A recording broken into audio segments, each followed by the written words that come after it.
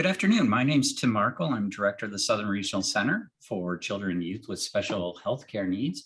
You are listening to Hope for the Holidays, watching Hope for the Holidays, whatever it may be, whatever you feel like you're doing. But it's Hope for the Holidays. Ideas help us celebrate and not stress over winter break. And today we are going to talk about how this is supposed to be fun, navigating the winter holidays, autism, and your extended family. We'll be joined by Erin Thompson. Erin is a senior clinical social worker in the Waisman Center clinics and the Autism Treatment Program. She works with families across the lifespan to ensure that they have access to community resources, are well supported in school, and identify ways to enhance family functioning. Erin also hopes to maintain the fun throughout this holiday season with her own children. So she's hoping to also just bring it on home. So Erin, thank you so much for being here today. Thanks for having me, Tim. And you're right. I'm hoping that the collective wisdom here is also going to potentially benefit me a little bit. So I'm going to share my screen, and full disclosure, I cannot talk and do that at the same time. You are not alone in that. Is I always have this pause as I bring up my screen when I'm sharing it. So you are in, I hope, good company. Excellent. So we are a small but mighty group here today. So please just jump in if you have a question, have a thought to share, have experience, want to just be acknowledged for the difficulty that is life. It's a group effort around here today.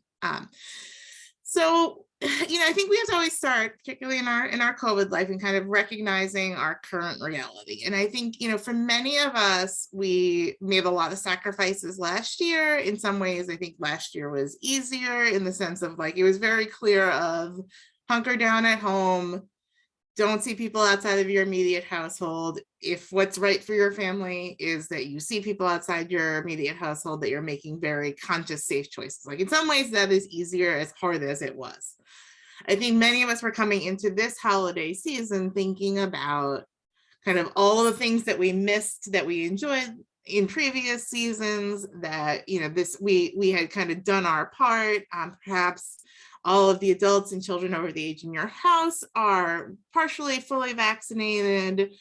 But the reality is we're also in a bit of a surge right now, and it's a tough time. And if you've got children under 5, if you've got immunocompromised adults in your home, there's sort of this question of what's the right answer?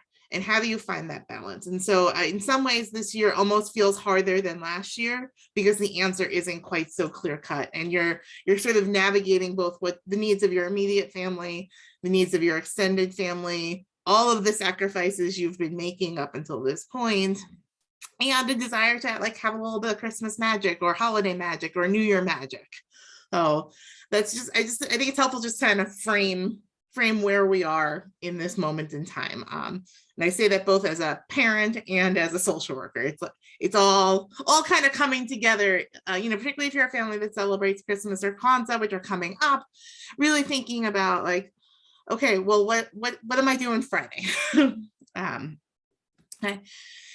think when we think about how do we navigate the holidays, when you have a child with a disability, particularly a child with autism, both prior to sort of our COVID pandemic, as well as thinking towards the future and hoping towards the future, I think there are things that are also going to be useful to us now, right? Finding that balance between some consistency for your child, for your family, and some expectation of flexibility. We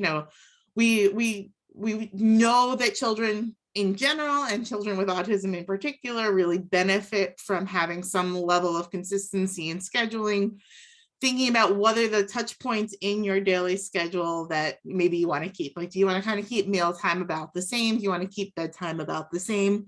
But what we do in the in-between is maybe where we look for some flexibility. I think we think about here also, how do we set clear expectations for all of the adults involved? So whether it is the parents, the grandparents, the aunts, the uncles, the childcare, whomever is really involved in setting the stage for your children, really needs to be clear about what are we expecting of this child at this moment in time. And maybe the goal for an activity is that you have shown up and then you get the tablet. Maybe the goal for the activity is that you're going to participate in unwrapping one gift.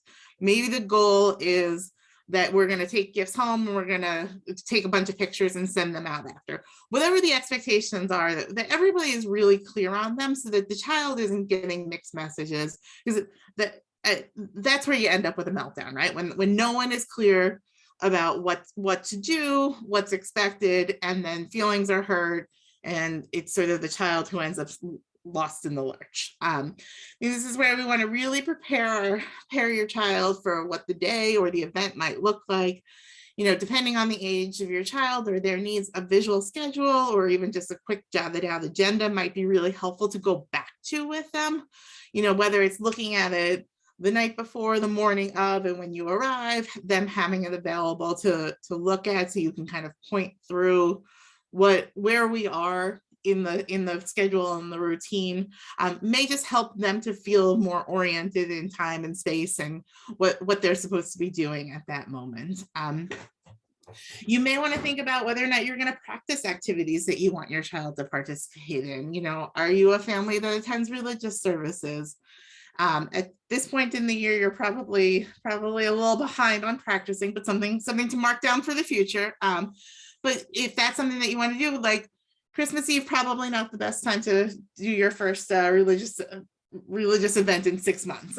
So really thinking about that, thinking about like, do they have a lot of experience with opening gifts in the recent past in front of a crowd? Are there ways that you can set them up for being successful? And then also thinking about some downtime and space to take a break, particularly if you are celebrating a holiday or an event that is not in your own home. Is there a place that they can go that is going to be safe for them, that's going to allow them some downtime, where you're not worried about what their little hands might get into depending on their age, where they really are able to have some time and calm down? And then kind of the corollary to that is using that proactively, not waiting to the point where everybody is on edge, but thinking like, okay, you know what, we've been with the cousins for about an hour, maybe let's go take 5 minutes to read a book, go for a walk outside. Do we have a set amount of screen time that we're going to allow in certain intervals? But really using that downtime as part of the day and the schedule for the day. Wow. So Erin, Yeah. I think a lot, back to those clear expectations for adults involved. I know that some of our kiddos, they have some sensory issues. And so remembering which of our relatives are the hard huggers and which are the relatives that are expecting that peck on the cheek, and maybe letting them know beforehand that, my child loves you, but he's not a hugger. And so, don't set up the relative for an awkward situation or the child for that awkward situation as well.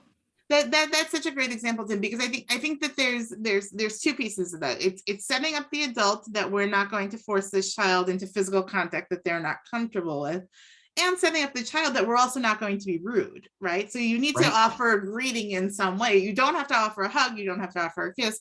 You do have to greet this person in some way and acknowledge their existence, right? Like, so it's that two-party expectation, and that you are there to help smooth that process along. You're going to intervene if that person's sort of ignoring your child's boundary around physical touch. But I think that's also a good point, though, kind of the bigger, and I'm sure Jen Bluski touched on this, but holidays can be like sensory overload between the food and the smells and the decorations and there's so many things to see and touch, and like it can be both wonderful and like I love Christmas decorations, and completely overwhelming. So thinking about like, does every inch of your home need to be kind of decked? Do all of the halls truly need to be decked? Or do we need to think about, where is there sort of a no holiday zone if that's what your child needs?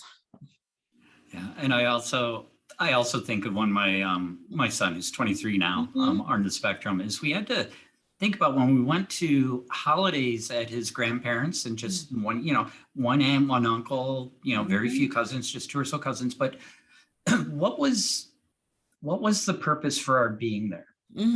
Was it to sit together as an extended family?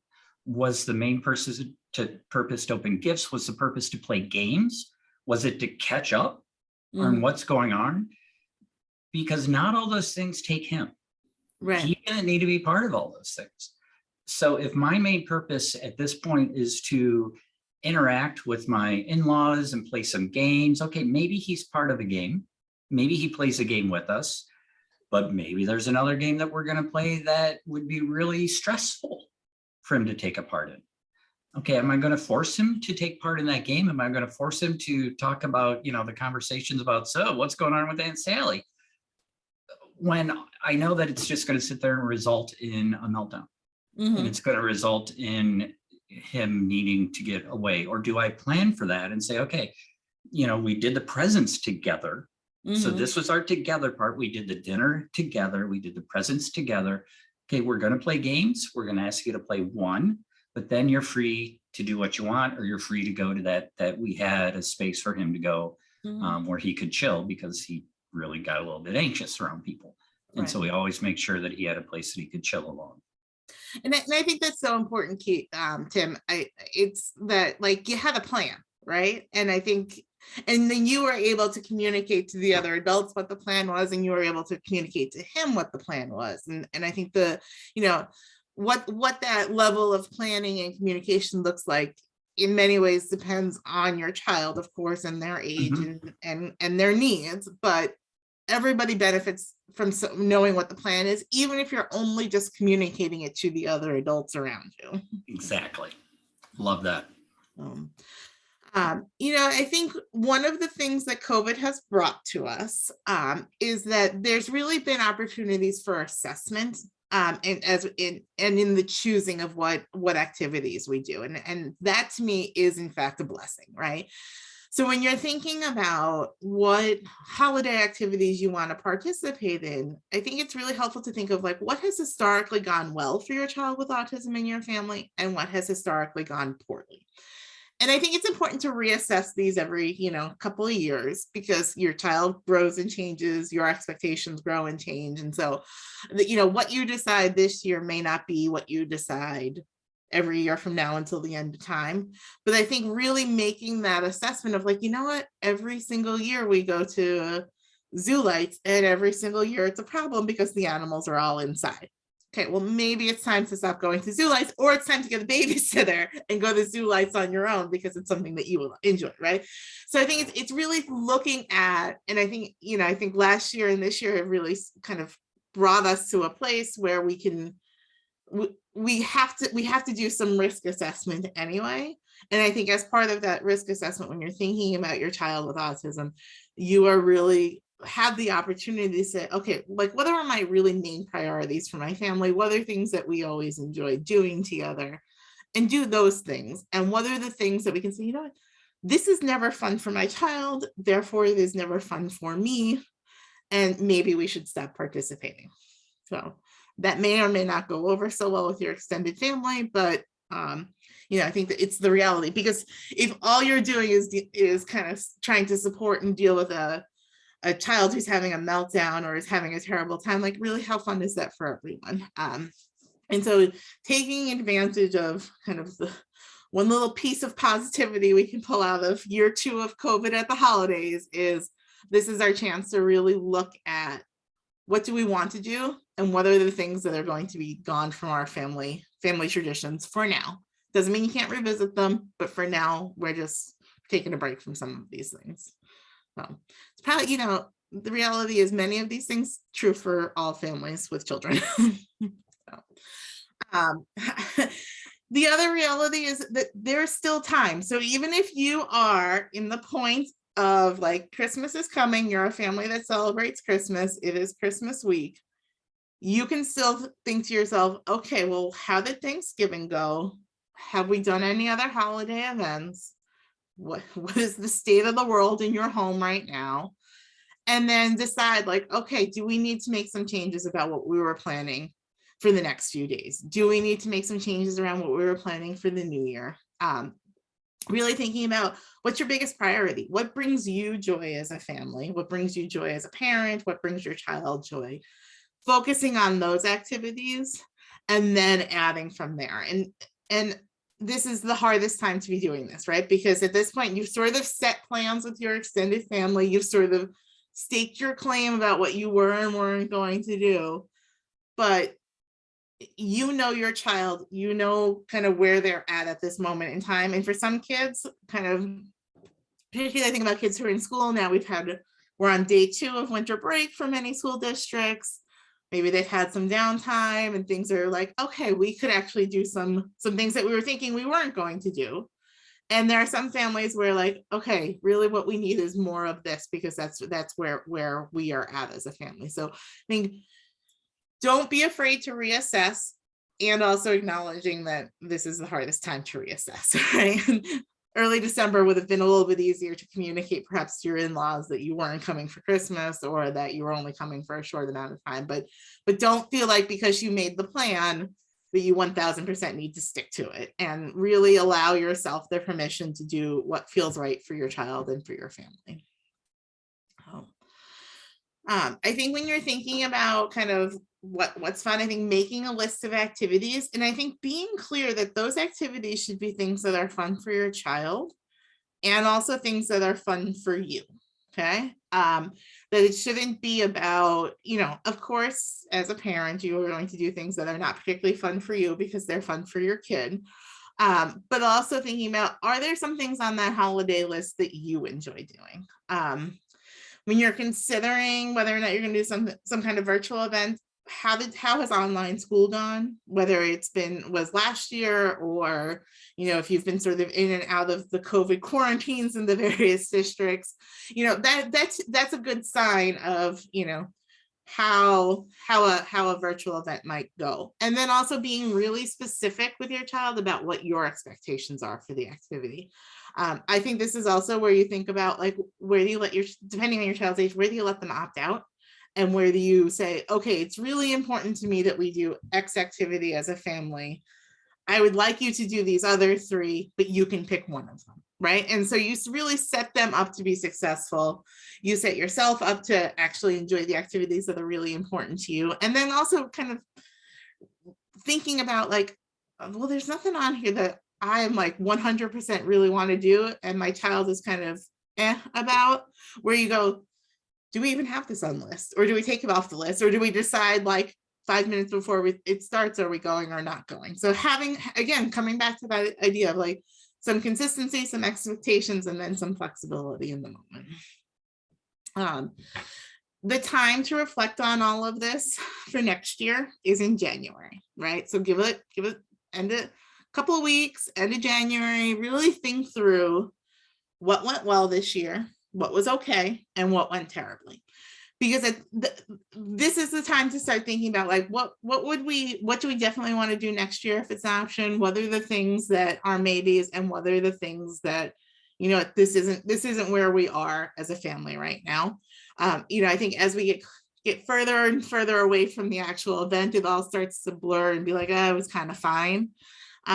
Versus being close enough to the event to really remember like, how did it actually go, but far enough away that we're not so emotionally invested in the experience. And then that also helps us to be at the point at which, when the inevitable conversation about the holidays start coming up in the fall, where you can have jotted down somewhere just some thoughts about what you are maybe going to do, what you're not going to do. But Tim, I see you talking. So I always talk, that's why I mute myself, Oh. because I'm highly verbal, but I really liked that idea of jotting down the notes of reminding myself what went really well, what was really successful, and that we really need to possibly revisit it this year.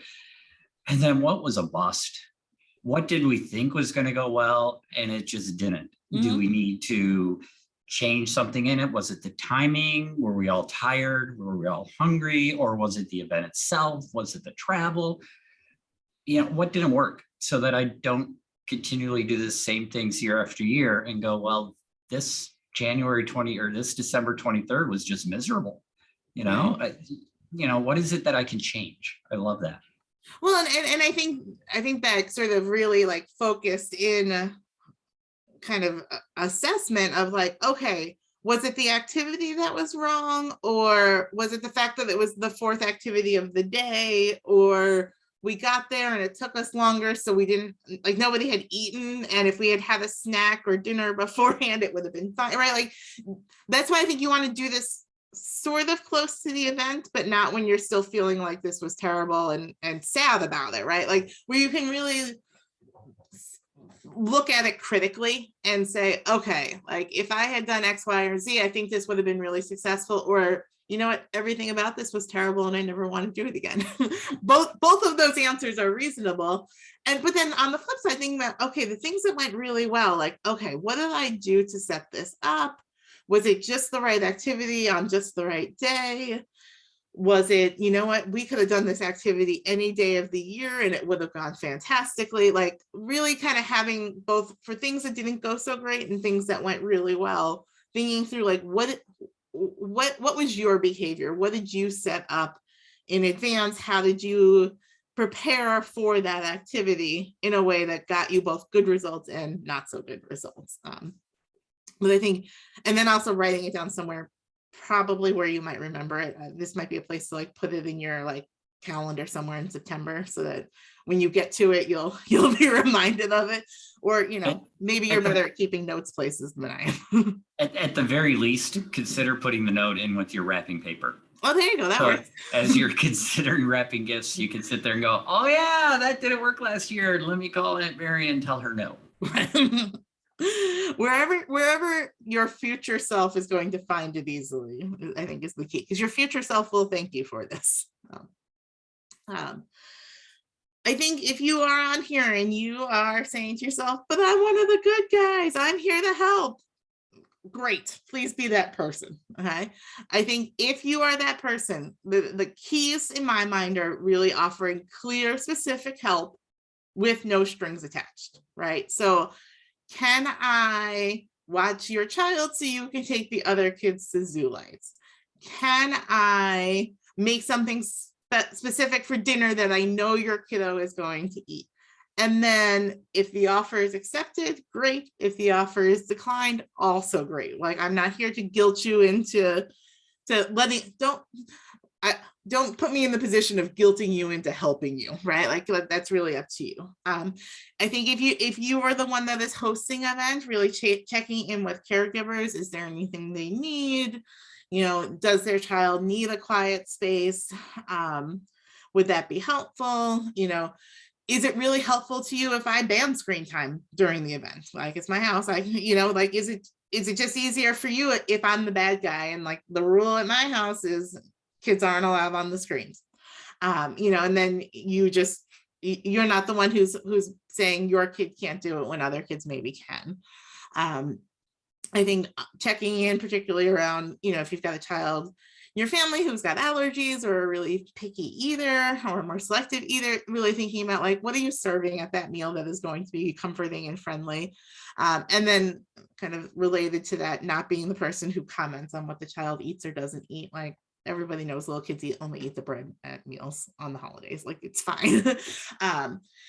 Think about, can your role be to help clear the path, right? So if, you know, if the parent come to you and say, you know what, I think we need to get going. Do you just sort of jump into, great, let me help you wrangle your other kids? Can I pack up your presents? Can I pack, whatever it is, like, your job is just to help them graciously exit the door and kind of get where they need to be. And I think, as is true of any good host, but also if you're at somebody else's house and you're seeing that a family is struggling, really be gracious, help support them, help them to get what they need. And, you know, I think bonus points if you can also help that parent have a little time to enjoy the holidays themselves. I'm reminded of when we would have dinner, either Thanksgiving or Christmas dinner, and I always had to remember that every year I would need to remind the host that, you know, we're going to put some food and we're going to ask my son to try it, but we're not sitting here until his plate is clean. Right. Because sometimes he'll try it and not like it. Sometimes he's not even going to try it. Sometimes the temperature is just off and he doesn't want to go near it. And if he just eats a roll, I'm going to be really happy and we'll take care of nutrition a little bit later. I'm not going to deal with his nutrition needs in the middle of Christmas dinner. It'll be okay. But I would have to remind the people beforehand so that it didn't, well, aren't you going to try the turkey? Oh, come on. I spent time making the gravy. It's really good. You should try it. I'm like, oh my gosh, this is going to go south really fast.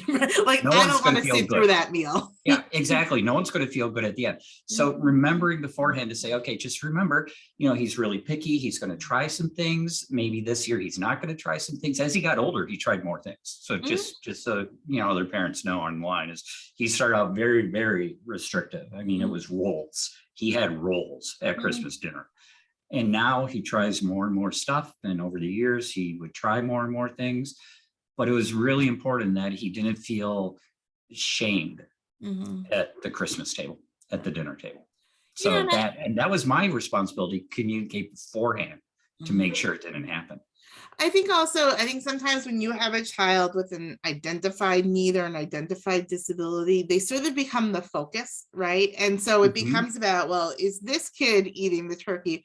Well, are any of the other cousins eating the turkey either, right? And so I think, you certainly want to have expectations for your children, but I think it's that balance of, are my expectations higher for this child because we know they have a problem versus any other child, right? And you may be working on some of these skills in treatment, you may be working on some of these skills in any of the services that you're receiving, but a holiday meal with an audience is completely out of the routine, probably not the place to be working on them. But if your kid can do it, then by all means, heap on the praise, heap on the positive reinforcement, but kind of thinking through like keeping your expectations manageable and helping the other adults around you to have at baseline the same expectations for your child with autism as all of the other children, and then adjusting up or down as is appropriate for that child's needs. Yeah, and that was definitely, thanks, Erin, because that's definitely not to say that my way is the right way for every single child. It's the way that worked for my kid. And maybe that's the key. Yeah, exactly. You got to know your kid and you got to know your relatives. And know where to put your foot down if you need to. Exactly, as I had to learn that because I grew up in a very overly gracious family where it's you're at the host's house or whatever and you just sort of go with the flow and everybody's really gracious and then you complain about it on the car ride home. So it's like, well, we need to avoid doing that because that car ride home is going to be really miserable if our kid goes into meltdown mode. Right. Well, other situations that you all have found yourself in, questions, things that you'd like to talk about, things you'd like to, let's use the collective wisdom of our virtual room here, right? Things that you're worried about, as we're heading into winter break and we're heading into some of the Christian holidays and the new year. And you can feel free, if you don't feel like unmuting, you can always put it in the chat and I will relay your message to Erin. You're also free to unmute without turning on your camera. You're also free to unmute by turning on your camera too. Whatever. We're just really relaxed today. We just want to help and tap into the collective wisdom. So as people may be thinking about Erin, one of the things that one of the slides brought up to me is the responsibility and the struggle that I've had in the past and that I still do have sometimes in being the adult and being the one that has to regulate and watch out for my emotions because emotions are highly contagious. And so it's really hard sometimes for me in this time of year, and especially this season of COVID, to not get overly stressed, to not overreact, but to make sure that I'm taking care of myself, taking care of my emotions so that I can react in a healthy way so that I'm not the one leading with stress, so that I'm not the one leading with, oh my gosh, this is going to be a horrible experience. Oh, we got to hurry. We got to get there. And oh, I hate going here. And this is awful. I hate spending time, blah, blah, blah. Because those emotions are going to spill out. Just like our kids' emotions are shared with us. We know what their emotions are and they can affect us. Our emotions affect our kids as well. And so it's a time where it's kind of harder to take care of myself, but I still have to make sure that I'm taking care of myself. Full disclosure, I put myself in timeout the other day. Good job. But I think, when we're thinking about like, okay, a place to like have some downtime and take a break, like that's not just for your kid with autism. Like that may need to be for you. It may be that you need to be like, tag in another adult, tag in your partner if you have one, tag in a teenage cousin who can be entertaining for a short period of time. And are you making space for yourself? And I think also you can really use that as an opportunity to model for your child, right? I mean, I told my children that I was putting myself in timeout because I was losing my patience, right? And it's not going to hurt them for me to say that, right? But if I'm going to continue to escalate and I'm going to I'm making the situation worse when I'm trying to get them to settle, right? So like, how about I model a good coping strategy of I'm going to walk away, I'm going to go to the bathroom, I'm going to drink water, and then I will come back to the chaos that you all are creating. Mm-hmm. Yeah, that modeling can be so important because they're going to, well, I mean, think of my extended family growing up, there's going to be some excellent modeling of not good behavior, of not good ways of interacting with folks, of not good ways of handling anger and disagreement. We were a family that, historically it was my mom's family was very large. And so there are very different personalities and inevitably somebody would be mad at somebody. So they're going to have those opportunities to see how to lose control. Right. We get to model how to keep control. Right. Oh. Anyone else want to join our little therapy session here? The holidays are hard. We have so many expectations and pressures and our own values and wishes and hopes and dreams. And I think sometimes, particularly when you have a child with autism, like those can really butt into each other. And I think, some of you may be in a place where you're experiencing some grief and like what you imagined your holidays might be are maybe not matching up. And that may have nothing to do with COVID. It may have everything to do with autism, or it may be both. And letting yourself experience that grief and acknowledging it for what it is might be where you're at this holiday season. And so being able to recognize like, you know what, this is harder than I thought it was, or this, most of the time it's fine, but then we get to opening gifts with the cousins and my kid doesn't want to participate in that kind of hurts my heart a little. So allow yourself to feel those feelings. They're not wrong feelings. Feelings are just feelings. They're not right or wrong, but know that is a very common experience for families. And you are probably not the only parent of a child with autism who's having that pang of like, oh, I wish this was easier for my child, or I wish this was easier for me. Yeah, both of those, either for our child, oh, I wish he didn't, have to apparently struggle with the noise, with the crowds. I remember having so much fun with all of my cousins running around. It was just, it was chaos.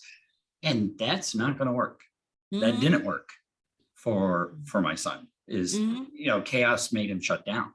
And so trying to figure out how to help him interact and who are the key people that can, as his sister can, I just point out, please play a game with your brother, can, some way to include without overwhelming was important for him growing up. Yeah.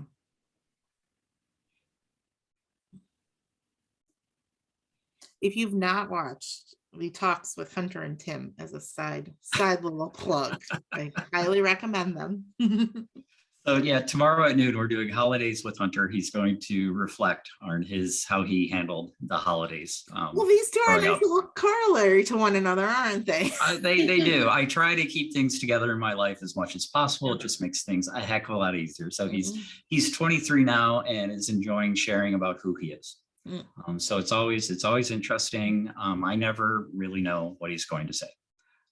So I remember one time when we were filming for something, a youth health transition thing, and they just wanted some clips, and they're like, okay, pretend to talk to your dad. And so he's like, okay. and he proceeds to tell me he's dropping one of his college courses. I'm like, dude, this is not the time that you tell me you're making life changes when we're on camera and you didn't prep me. And it was so, because my jaw wanted to drop. And of course I wanted to go into parental mode, but the cameras are rolling. And so why'd you do that? Okay. What the hell?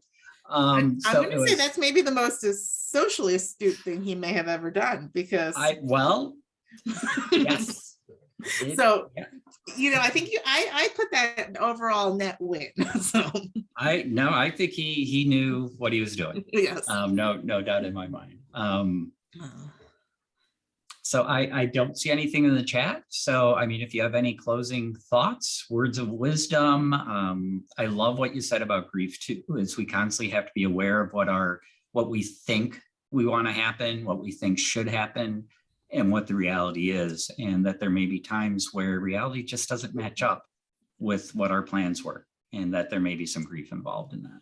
I think the thing I want to leave you all with is whatever you choose to do this holiday season is the right thing. You made the right choice, and reflect on it in January and decide if that is the choice you want to make again in the future, right? Like you make the choices that you do with the best information that you have in the moment.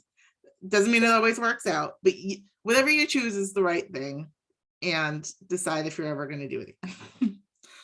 So before we do, I'm going to stop the recording in a minute, but I did pop in a short feedback form in the chat. If you could give us some feedback so that we can report to people that people do listen to us and they find it useful. So if you can make sure that you put down that you find it useful, that would also be, really helpful. Of course, be honest in what you're doing.